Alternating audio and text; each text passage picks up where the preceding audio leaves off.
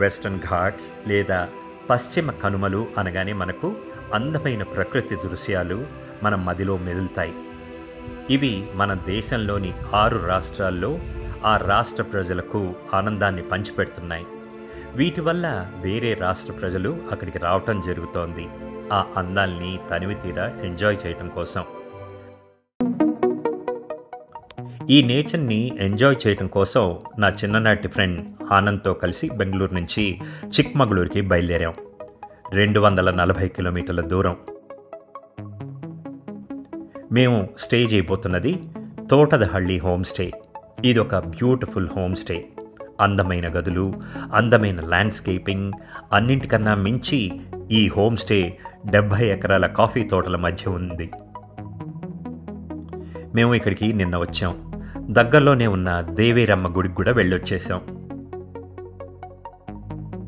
మేము తీరికగా లేచి రెడీ అయ్యి మంచి మల్నాడు స్టైల్ బ్రేక్ఫాస్ట్ తిని ముల్లయ్యనగిరికి బయలుదేరాం.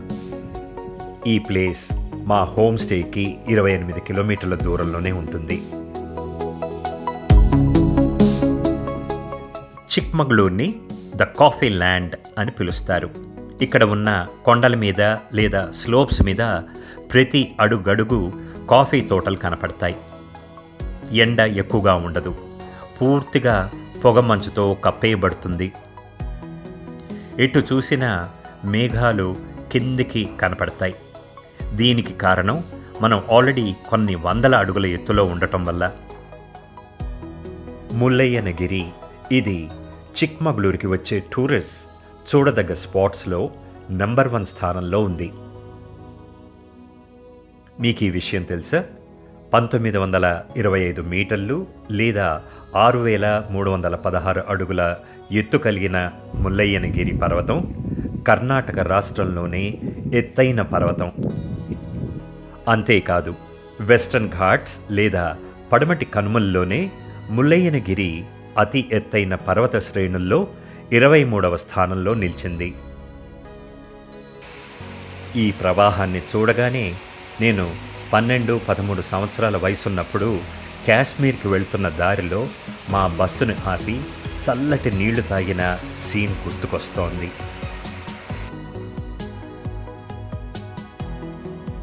చాలా కాలం క్రితం ముల్లప్ప అనే ఋషి ఈ శిఖరం మీద తపస్సు చేసుకునేవాడంట. అందుకని ఈ పర్వతానికి ఆయన పేరే పెట్టడం జరిగింది. అతని స్మృతి చిహ్నంగా అతని ఆలయాన్ని కూడా శిఖరం పైన నిర్మించారు. ఇక్కడికి రావాలనుకుంటే అనువైన సమయం సెప్టెంబర్ నుంచి ఫిబ్రవరి. ఈ సమయంలో వాతావరణం ఆహ్లాదకరంగా ఉండి లోయలు, కొండలు ఆకుపచ్చగా కనపడతాయి. ఈ దృశ్యం మన మనస్సుల్ని దోచేస్తుంది. మేం మాత్రం ఈ వర్షం కోసం, ఈ మబ్బుల కోసం ఆగస్టు నెలలో రావటం జరిగింది.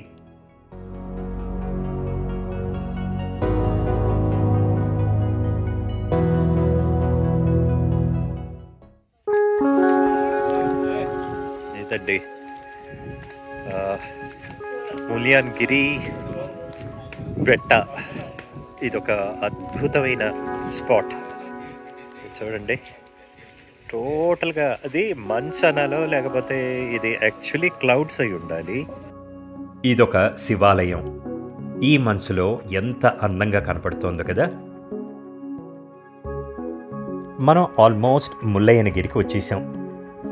అటవీ శాఖ ఈ మధ్యన దగ్గరలో ఉన్న బాబా బుడాన్గిరిలో ల్యాండ్ స్లైడ్ అయిన కారణంగా కార్స్ని ఇక్కడి నుంచి ముల్లయ్యనగిరి శిఖరం దగ్గరికి అలౌ చేయటం లేదు.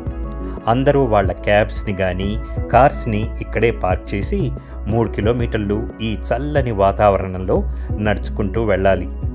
నేను ఆనంద్ ఈ 3 కిలోమీటర్ల దూరం నడుచుకుంటూ వెళ్ళాలని డిసైడ్ అయ్యాం. ఎందుకంటే మేఘాల్లో ఇలా తడుస్తూ ప్రకృతిని ఎంజాయ్ చేసే అవకాశం మళ్ళీ ఎప్పుడు వస్తుందో అని.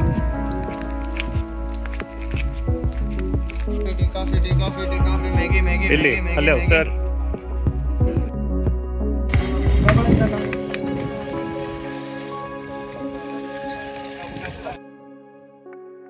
ఆనంద్ ఒకసారి మా ఇంటికి వచ్చినప్పుడు ఈ ముల్లయ్యనగిరి గురించి ఎంత గొప్పగా ఎక్స్ప్లెయిన్ చేశాడంటే కొన్ని నెలలు తన మాటలు నా మైండ్లో అరిగిపోయిన రికార్డులాగా ప్లే అవుతూనే ఉన్నాయి. ఒకరోజు టెంప్టేషన్ కంట్రోల్ చేసుకోలేక తనకు ఫోన్ చేసి చిక్మగళూరుకి వెళ్ళాలనుంది, నువ్వేమంటావనంటే, నువ్వు వెంటనే బయలుదేరి బెంగళూరుకు వచ్చేసే రామకృష్ణ, ఇక్కడి నుంచి నా కార్లో హ్యాపీగా వెళదామని నన్ను ఇన్వైట్ చేశాడు. ఇంగ్లీష్లో అన్నట్టుగా రెస్ట్ ఈజ్ హిస్టరీ. ఇంత అందమైన ప్లేస్ని రికమెండ్ చేసి ఇక్కడికి వచ్చేలా చేసిన ఆనంద్కి నేను థ్యాంక్స్ చెప్పుకోవాలి. ఇదండి ఒక బ్యూటిఫుల్ స్పాట్.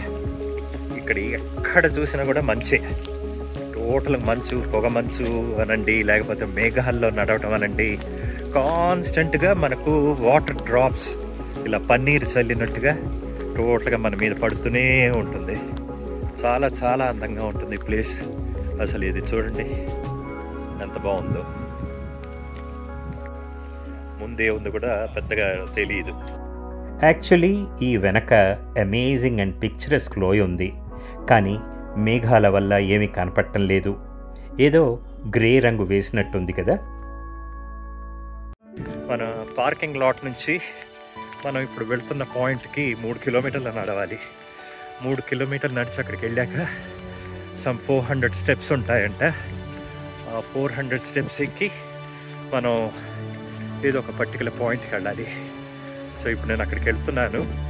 పైకి చేరుకున్నాక అసలు శిఖరం చేరుకోవటానికి దాదాపు 420 మెట్లు ఎన్నో ఎక్కాల్సి ఉంటుంది.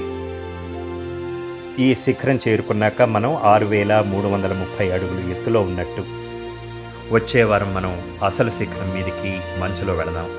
అక్కడి నుంచి ఎంతో అందమైన ప్రకృతిని, మల్లప్ప గుడిని, వచ్చేటప్పుడు అంటే తిరుగు ప్రయాణంలో ఈ చుట్టుపక్కల అందాన్ని తనివి తీరా ఎంజాయ్ చేద్దాం.